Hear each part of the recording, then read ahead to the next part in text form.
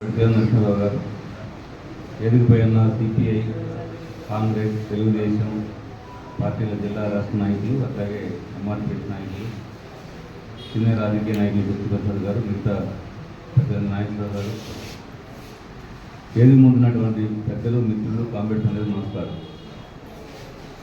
చాలా విషయాలు నాకన్నా ముందు మాట్లాడిన పెద్దలు సీతారాం యేచూరి గారు చెప్పారు. బహుశా ఇటీవల కాలంలో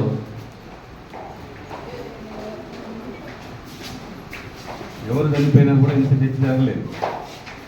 ఒక దేశ ప్రధానమంత్రి చనిపోతే జరిగే చర్చ, ఆయన చేసినటువంటి పనుల గురించి, ఆయన రాజకీయ జీవితం గురించి, ఆయన సైద్ధాంతిక భావజాలం గురించి, ఆయన చేసిన సేవల గురించి చర్చ జరిగినంతగా ఆ స్థాయిలో జరుగుతూ ఉంది. దానికి కారణం చెప్పిన పెద్దలు చాలా విషయాలు చెప్పారు. అనేక రకాల ఆయనకున్నటువంటి సిద్ధాంత, రాజకీయ సమన్వయ నైపుణ్యాలన్నీ కూడా సీతారాం యేచూరిని ఒక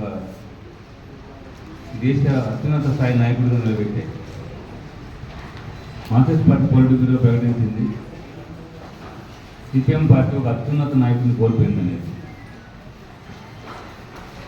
ప్రధానమంత్రి మోడీ గారు కూడా చెప్పాడు, వామపక్ష ఉద్యమాలకి దిక్సూచి సీతారాం యేచూరి అని. వామపక్ష దిక్సూచి వాళ్ళ మనకు దూరం అయ్యాడని. రాష్ట్రపతి కానీ అనేక మంది పెద్దలు, అనేక పార్టీల అధ్యక్షులు, దాదాపు అన్ని సోషలిస్ట్ పార్టీల రాయబారులు, ఒక 25 కమ్యూనిస్ట్ దేశాల కమ్యూనిస్ట్ పార్టీల ప్రతినిధులు అంతా హాజరయ్యారు. మన దేశం అన్ని రాజకీయ పార్టీలు. నేను కూడా ప్రత్యక్షంగా చూశాను. అనేక అసోసియేషన్లు, అనేక కేంద్ర ప్రభుత్వ సంస్థల ఉద్యోగులు, రకరకాల సంస్థలు, జర్నలిస్టులు అనేక మంది హాజరయ్యారు.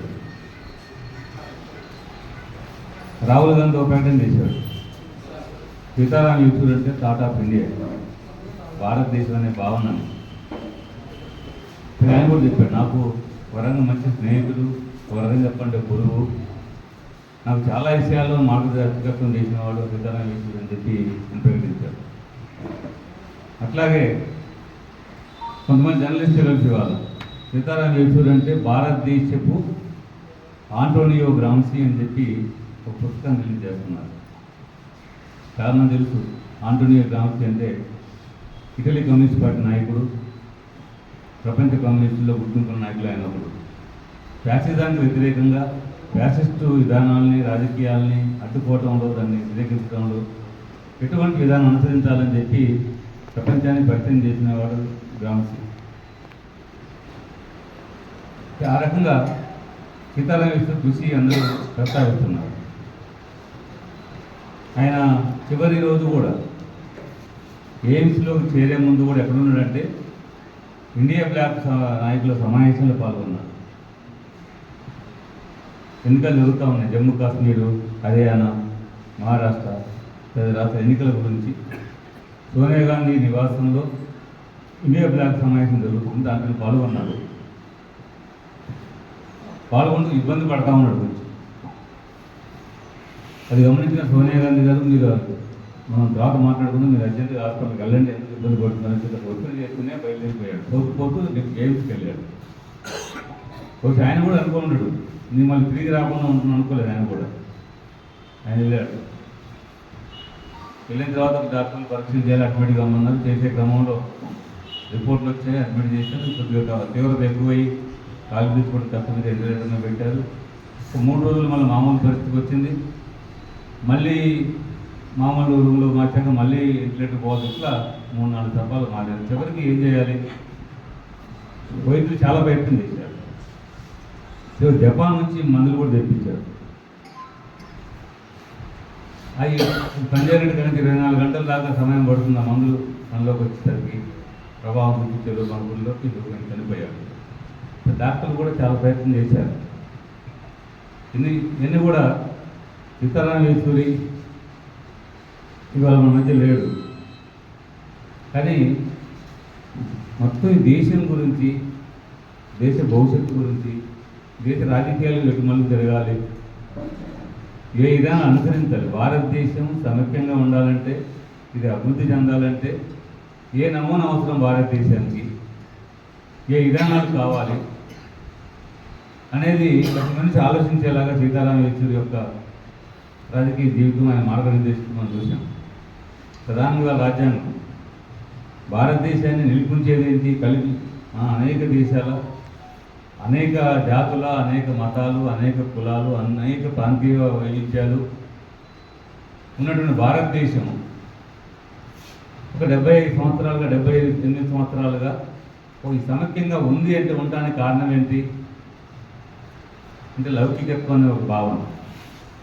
భిన్నత్వంలో ఏకత్వం భారతదేశం యొక్క ప్రత్యేకత, మన సంస్కృతిలో భాగమైపోయింది.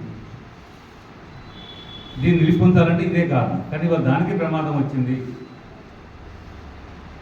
ఇవాళ అధికారంలో ఉన్న పార్టీ దీన్ని దెబ్బతీసే ప్రయత్నం చేస్తూ ఉంది. దీన్ని ఒక మత రాజ్యంగా మార్చడానికి ప్రయత్నం చేస్తూ ఉంది. భిన్నమైన మతాలని దాడి చేస్తూ ఉంది. మతాల మీద రెచ్చగొడుతూ ఉంది. మత వైషమ్యాలు సృష్టిస్తూ ఉంది. ఇది భారతదేశం ఒక ఐక్యతకి ప్రమాదకరంగా తయారవుతుంది. కానీ ఈ ప్రమాదాన్ని నివారించాలంటే ఏం చేయాలి? అసలు రాజ్యాంగం సామాజిక న్యాయాన్ని ప్రసాదించింది. ఈ దేశంలో అనేక మతాలు, అనేక కులాలు ఉన్నాయి. అనేక కులాలు, అనేక అసమానతలు ఉన్నాయి. సామాజిక అసమానతలు ఉన్నాయి, ఆర్థిక అసమానతలు ఉన్నాయి. ఇవన్నీ సమానత్వం సాధించాలని చెప్పుకుంటే రాజ్యాంగంలో కొన్ని సామాజిక న్యాయం రాజ్యాంగంలో ఉంది. డాక్టర్ బిఆర్ అంబేద్కర్ కానీ, రాజ్యాంగ సభ కానీ రాసినటువంటి రాజ్యాంగంలో ఇవన్నీ ఉన్నాయి. వాటిని కూడా తిరగదోడే కార్యక్రమం లేదు. అంటే దేశ సమైక్యతని నాశనం చేసి, సామాజిక న్యాయాన్ని కాలరాసి, చివరికి ప్రజాస్వామ్యం కూడా లేకుండా చేసి, పార్లమెంటరీ ప్రజాస్వామ్యాన్ని కూడా లేకుండా చేసి తీసుకొచ్చే పరిపాలన ఎంత ప్రమాదకరమో, దానివల్ల దేశం ఏమవుతుందో. అందుకే దీని నుంచి ఈ దేశాన్ని కాపాడాలని చెప్పంటే ఒక కమ్యూనిస్టులే కాదు, దీనికి కమ్యూనిస్టులు ఒక శక్తి సరిపోదు.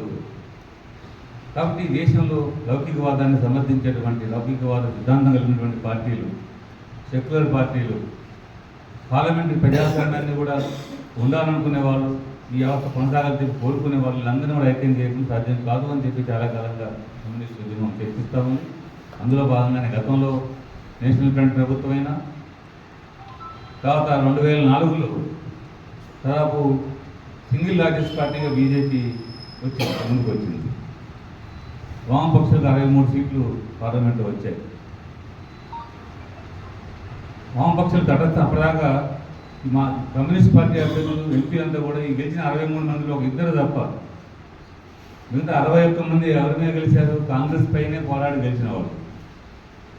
అయినా సరే ఈ దేశంలో మళ్ళీ బీజేపీ అధికారంలో ఉండి దేశానికి ప్రమాదం అని చెప్పేసి కాంగ్రెస్ పార్టీతో రాజకీయంగా, సైద్ధాంతికంగా అనేక తేడాలు ఉన్నప్పటికీ కూడా ఇప్పుడు చెప్పిన ఈ 3 భావాలను పరిరక్షించాలని చెప్పంటే గవర్నమెంట్ కాంగ్రెస్ రావాలి, బీజేపీని అడ్డుకోవాలని చెప్పి ఆ రోజు వామపక్షాలు యూపీఏ 1కి మద్దతు ఇవ్వడం, మద్దతు కోసం కూడా ఒక సిఎంపి కామన్ మినిమం ప్రోగ్రాం ఏర్పాటు చేయడం, దాంట్లో కాంగ్రెస్ పక్షాన ప్రణబ్ ముఖర్జీ గారు బాధ్యతగా ఉండటం, వామపక్షాల నుంచి సమన్వయ బాధ్యులుగా సీతారాం యేచూరి ఉండటం, దాంట్లో చిదంబరం ఇంక ఇతర అనేక మంది పెద్దలు ఉండి దీన్ని రూపకల్పన చేశారు. సిఎంపి రూపకల్పన చేశారు. వామపక్షాలకి కాంగ్రెస్ మధ్య సమన్వయం ఉండి ప్రభుత్వం సాగడం